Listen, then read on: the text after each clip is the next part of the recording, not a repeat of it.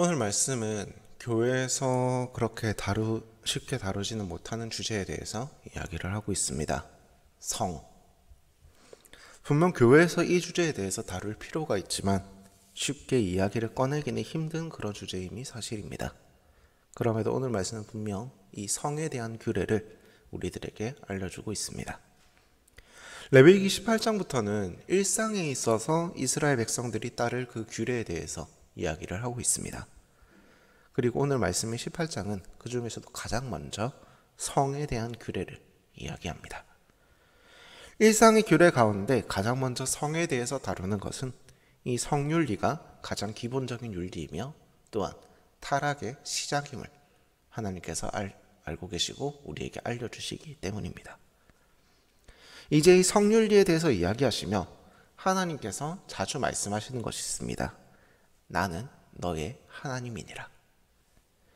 이 말씀을 계속해서 강조하시는 것은 이 모든 윤리의 시작이 그 근본이 하나님으로부터 오기 때문입니다. 이스라엘이 이 윤리를 따라야 하는 것은 단순히 도덕적인 개념에서가 아니라 하나님의 백성이기 때문에 하나님께서 말씀하시는 이 윤리들, 이 규례들, 이 법도들을 따라야 한다라는 것입니다. 그렇기에 가장 먼저 하나님께서는 이방의 문화와의 구별을 말씀하십니다. 다 함께 오늘 말씀 3절과 4절을 함께 읽겠습니다. 3절과 4절입니다. 너희는 너희가 거주하던 애굽 땅의 풍속을 따르지 말며 내가 너희를 인도할 가나안 땅의 풍속과 규례도 행하지 말고 너희는 내 법도를 따르며 내 규례를 지켜 그대로 행하라. 나는 너희의 하나님 여호와이니라. 이스라엘 백성이 지켜야 하는 것은 그 시대의 일반적인 풍습이나 애굽 땅의 풍습이나 또는 지금부터 그들이 만날 가나안의 풍속이 아니라 그 문화가 아니라 그들을 애굽에서 인도하여 내셨고 이제 가나안으로 인도하실 하나님 여호와의 규례와 법도 그것을 따르라고 하나님께서 말씀하십니다. 왜일까요? 그들이 하나님께서 택하신 백성이기 때문입니다. 그렇다면 하나님께서 따르지 말라고 하시는 그 이방의 풍습은 과연 어떤 것이었을까요? 애굽은 그 광대한 영토와 또 강대한 영향력 아래에 세워진 다신족, 태양신 라를 중심으로 한 다신족 국가였습니다. 가나안 땅 역시 여러 민족의 연합체로서 다양한 우상들, 많은 신들이 존재했습니다. 그리고 이 당시 우상숭배 과정에는 수많은 음란한 행위가 당연하다는 듯이 함께 있었습니다. 지금의 고고학적 연구에 따르면 그 당시 종교활동에선 사람의 정신을 몽롱하게 하는 그런 향을 피워두고 그 향 속에서 너나 할 거 없이 서로 뒤얽혀서 음행을 하면서 쾌락에 빠지는 행위가 당연시되고 곳곳에서 실행이 되었다고 말을 합니다. 이러한 이유에 있어서 여러 방향으로 이제 추측을 해보건대 그중 한 추측에서는 이렇게 말을 합니다. 다양한 민족과 다양한 신들이 있었던 그 나라에서 그런 식으로 서로 뒤얽히는 과정을 통해 민족과 종교 간의 대립을 완화하고 하나의 연합체로 구축하기 위한 목적이 아니었을까 하는 그런 시각이 존재하곤 합니다. 하지만 이스라엘은 다릅니다. 이스라엘은 하나님께서 택하신 민족인과 동시에 하나님을 중심으로 한 유일신 민족이었습니다. 그렇기 때문에 그런 이방의 문화와는 다르게 순결함과 순수함이 강조가 되었습니다. 이러한 바탕에서 하나님께서는 이스라엘의 민족적, 신앙적 순결성을 지키기 위해서 가장 먼저 이방의 그런 가증하고 음란하고 문란한 문화와 단절을 말씀하시는 것입니다. 다음으로 명령하신 것은 가족 간의 성관계, 흔히 말하는 근친상간에 대해서 말씀하십니다. 하나님께서 금지하신 관계는 이러합니다. 어머니, 계모, 친자매 또는 이복자매, 손녀와 외손녀, 계모의 딸, 고모, 이모, 숙모, 자부, 형제의 아내, 어느 여인과 여인의 딸 또는 손녀, 그리고 아내의 형제. 지금의 시점에서 오늘 말씀을 바라본다면 너무나도 당연한 그런 말들입니다. 굳이 이렇게까지 자세히 분류해서 적어야 할까라는 생각이 들 정도로 오늘 말씀은 다양한 상황에 대해서 또 자세하게 열거하면서 금지하고 있습니다. 하지만 성경에서 필요 없는 말씀은 없습니다. 오늘 말씀도 이렇게 다양하고 자세하게 기록할 필요가 있었던 것입니다. 당시에는 이런 관계들이 자연스러웠다는 것입니다. 그 당시의 중동 국가에서는 어머니와 관계하고 아버지의 척과 관계하고 남매 간의 관계하고 그러는 관계들이 그 당시엔 당연하다는 듯이 이루어졌다는 이야기입니다. 그렇게 하나님께서는 이에 대해서 금지하시며 올바른 관계에 대해서 이스라엘에게 말씀하고 교육하고 계신 것입니다. 계속해서 하나님께서 관계에 대한 경고를 이어가십니다. 월경 중인 여성과 다른 남자의 아내. 월경 중인 여성과의 관계에 대해서 경고하신 것은 물론 건강과 위생적 측면 또한 있을 것입니다. 하지만 당시의 관점에서 월경 중인 여성은 몸에서 계속해서 피가 흘러나오기 때문에 불경하다고 보는 그러한 시점이 존재했습니다.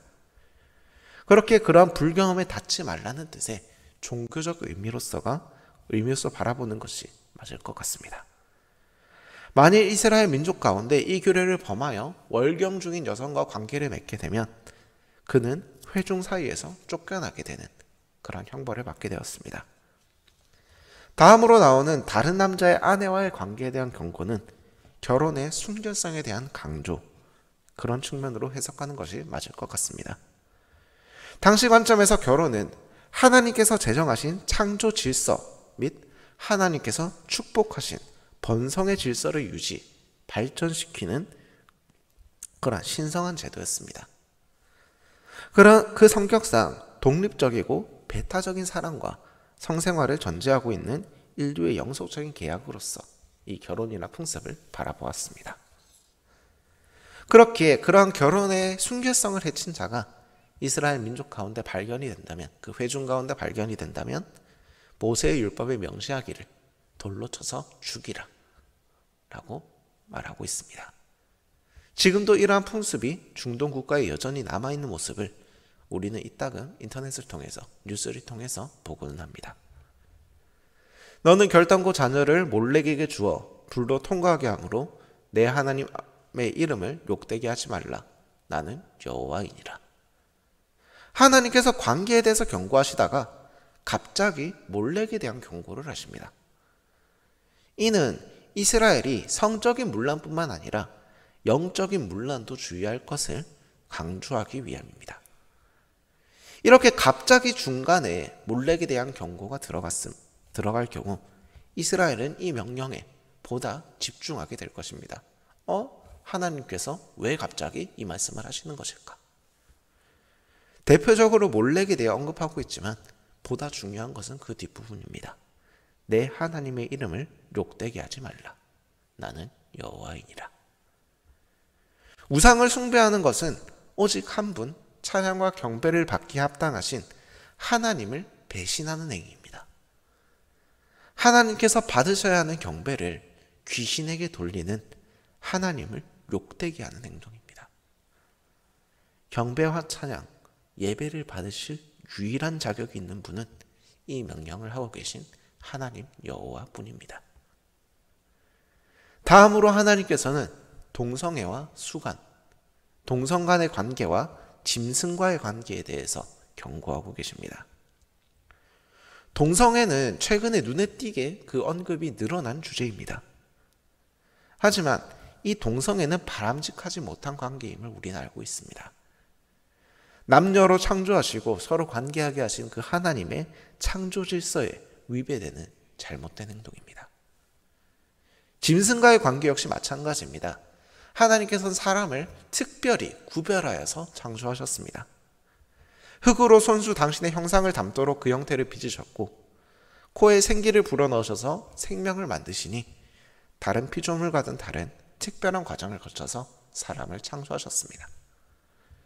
그러한 특별한 피조물인 사람이 짐승과 관계함으로써 그 짐승의 수준으로, 아니 그 수준 이하로 떨어지는 이 짐승과의 관계는 창조의 질서에 위배되는 행동입니다. 그럼에도 이 동성애와 수관 역시 당시 이방에서, 그 당시 중동 국가들에서 빈번히 일어나고 있었다는 것을 우리는 수많은 고고학적 발견을 통해 알 수 있었습니다. 실제로 이집트의 기록에 따르면 종교의식 가운데 암컷 악어와 관계하는 그러한 행위가 있었다는 기록이 발견되기도 했습니다. 하나님께서는 이러한 가증하고 문란한 이방 문화에 대해서 계속해서 경고하십니다. 그러한 경고들 속에서 하나님께서는 원하셨을 것입니다. 이스라엘이 자신들의 신앙적 순결에 대해서 더욱 고민하고 기도하길 원하셨을 것입니다. 하지만 하나님께서는 그렇기에 하나님께서는 이스라엘의 영적인 순결을 원하셨습니다.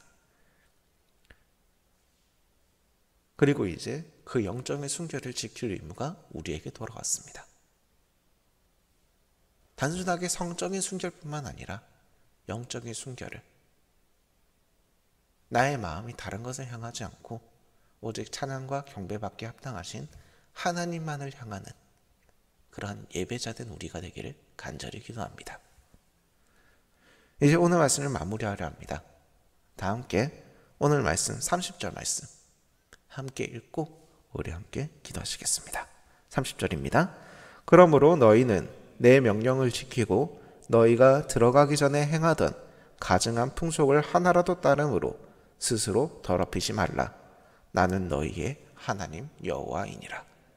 아멘. 함께 기도하시겠습니다. 사랑의 아버지 하나님, 감사합니다. 오늘 주님께서 우리들에게 이 성에 관련된 규례들을 통해 나의 순결을, 나의 성결을 말씀하시니 감사합니다. 아버지 하나님, 우리가 주님을 바라보기에 합당한 그러한 순결한 몸으로서 주님 앞에 나아갈 수 있길 원합니다. 아버지 하나님, 이 세상을 살아가면서 나에게 덮치는 수많은 유혹들 가운데 우리가 서 있습니다. 하지만 주님, 우리가 주님의 이름을 붙잡기에, 주님께서 나를 택하여 부르셨음을 믿기에 그 유혹들을 뿌리치고 오직 한 분, 찬양과 경배를 받기에 합당하신 하나님 여호와를 바라보길 원합니다. 아버지, 그러한 시각을, 그러한 시선을 우리들에게 허락하여 주시옵소서. 아버지 하나님, 우리가 이방의 가증하고 문란한 그런 문화를 따르는 것이 아니라 주 여호와, 하나님 여호와의 법도와 규례를 따르길 원합니다. 그렇게 결심하는 예배자들이 지금 이곳에 모여 있사오니 아버지께서 그 손을 얹어주셔서 우리의 앞길을 축복하여 주시고 동행하여 주시옵소서. 나의 모든 발걸음이 오직 한 분, 주님께서 기뻐하시는 발걸음이 될 수 있기 원합니다. 주 예수 그리스도의 이름으로 기도드립니다. 아멘. 다 함께 주님께서 가르쳐 주신 기도로 오늘 예배를 마치겠습니다. 하늘에 계신 우리 아버지, 아버지의 이름을 거룩하게 하시며 아버지의 나라가 오게 하시며 아버지의 뜻이 하늘에서와 같이 땅에서도 이루어지게 하소서. 오늘 우리에게 일용할 양식을 주시고 우리가 우리에게 잘못한 사람을 용서하여 준 것 같이 우리 죄를 용서하여 주시고 우리를 시험에 빠지지 않게 하시고 악에서 구하소서. 나라와 권능과 영광이 영원히 아버지의 것입니다. 아멘.